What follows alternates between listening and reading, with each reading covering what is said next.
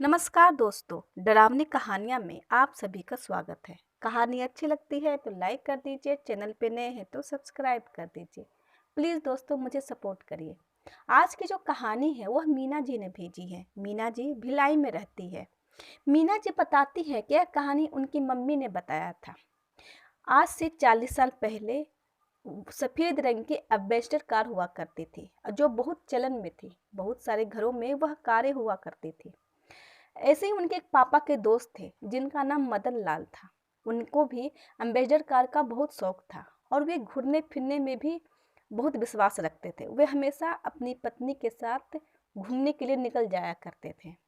ऐसे ही एक बार मदन लाल रात के समय अपने शहर से घूमने के लिए निकले अपनी पत्नी के साथ। उनकी पत्नी ने उन्हें मना भी किया था कि हम सुबह चलते हैं, लेकिन मदन लाल को घूमने का और एडवेंचर करने का बहुत शौक था। उन्होंने अपनी पत्नी को साथ में लिया और रात के समय में ही घूमने के लिए निकल गए। सड़कों पे उस समय आबादी कम हुआ करती थी और सड़कों पे इतनी चहल पहल नहीं रहती थी।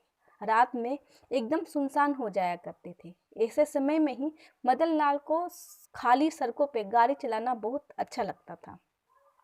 वे अपनी पत्नी के साथ सड़क पे यूं ही खाली सड़क पे गाड़ी चलाकर चले जा रहे थे और वे गुनगुनाते जा रहे थे।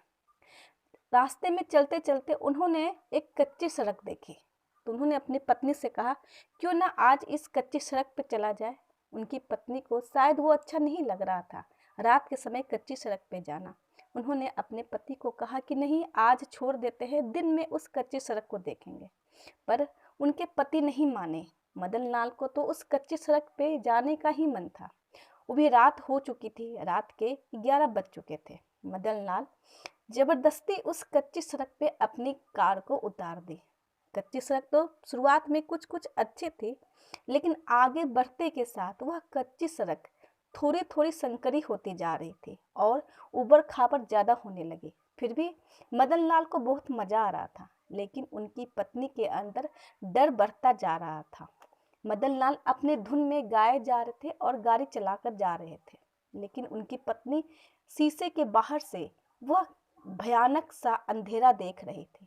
अचानक से उन्होंने देखा कि एक सफेद साया उनकी कार के शीशे से आर पार हो गया। वह अचानक से डर गई, पर मदन लाल को कोई फर्क नहीं पड़ा क्योंकि वे अपनी धुन में थे। वे जैसे ही कुछ और आगे बढ़े तो जो रास्ता था और थोड़ी संकरी हो गई और रास्ते के दोनों तरफ धीरे धीरे गड्ढे बढ़ने लगे। पर मदन लाल को इससे कोई फर्क नहीं पड़ रहा था।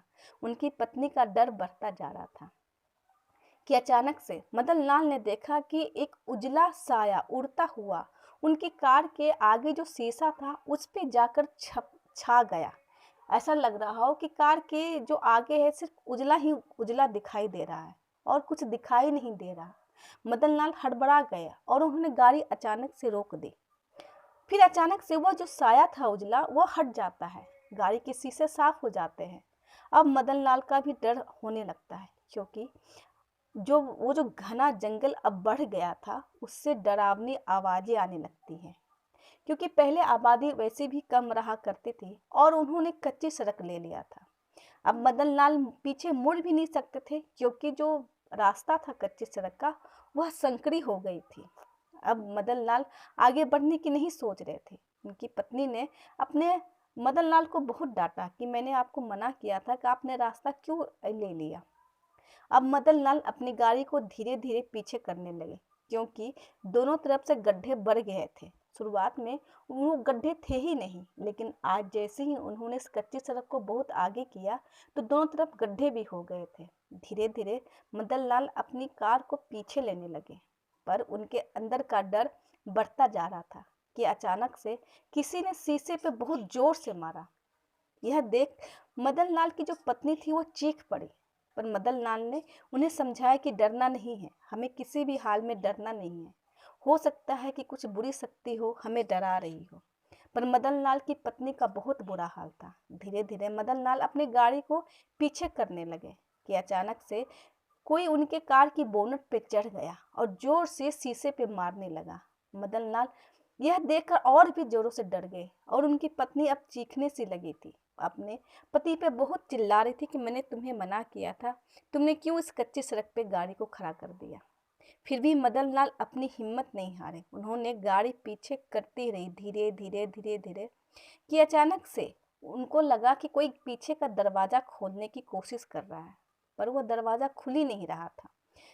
मदन लाल का अब डर बढ़ता जा रहा था, क्योंकि आसपास कोई दिखाई ही नहीं दे रहा था।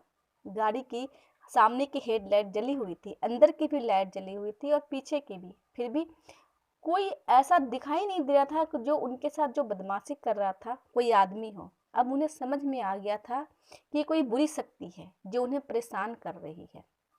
फिर भी मदन लाल अपनी गाड़ी को पीछे किए जा रहे थे कि अचानक से उन्हें लगा कि कार की छत पे कोई चढ़कर कूद रहा है। उन्हें डर इतना हो गया था कि उनके हाथ कांपने लग गए थे और गाड़ी पीछे हो ही नहीं रही थी। फिर भी मदन लाल ने बहुत हिम्मत करके गाड़ी पीछे करते रहे। उनकी पत्नी अब डर से बेहोश हो चुकी थी। उन्हें समझ में नहीं आ रहा था कि अपनी पत्नी को संभाले या गाड़ी को पीछे करे। फिर भी उन्होंने गाड़ी को पीछे करते रहा। धीरे धीरे धीरे जब गाड़ी मेन रोड पे आई तो उनकी जान में जान आई, क्योंकि अब ऐसी घटनाएं बंद हो चुकी थी। मदन लाल ने पानी की बोतल निकाली और अपनी पत्नी के मुंह पे छींटे मारे। उनकी पत्नी को जब होश आया तो वो बड़बड़ाने लगी।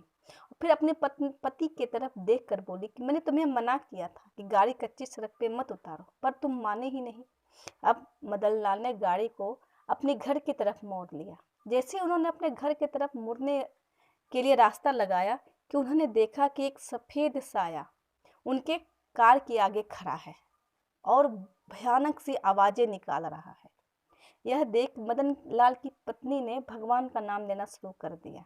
वह राधे कृष्ण जपे जा रही थी।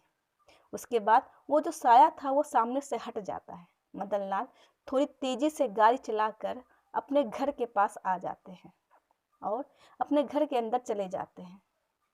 यह कहानी इतनी डरावनी थी कि मदन लाल ने जब अपने दोस्त को बताया, यानी मीना जी के पिताजी को, तब उनके पिताजी ने भी विश्वास नहीं किया। लेकिन जब मदन लाल की पत्नी ने उन्हें पूरी बातें बताई कि कैसे 2 दिनों तक वह हमेशा रात को जग जाया करती थी, चीखें मारती थी, फिर उन्होंने पंडित जी को बुलाकर शुद्धिकरण करवाया, तब जाके उनकी हालत ठीक हुई। कहते हैं कि उसके बाद से मदन लाल ने कभी भी रात में एडवेंचर करना ही छोड़ दिया, और अगर करते भी थे तो अपनी पत्नी को साथ में लेकर नहीं जाते। यह घटना मीना जी ने बताई है। वे आज भी कहते हैं कि मेरे पापा इस चीज़ को जब बताते हैं तो वे हमेशा हमें भी मना करते हैं कि रात के समय एडवेंचर करना अच्छी बात नहीं है, अगर आप करो तो कच्ची सड़क मत लेना। यह थी मीना जी की कहानी।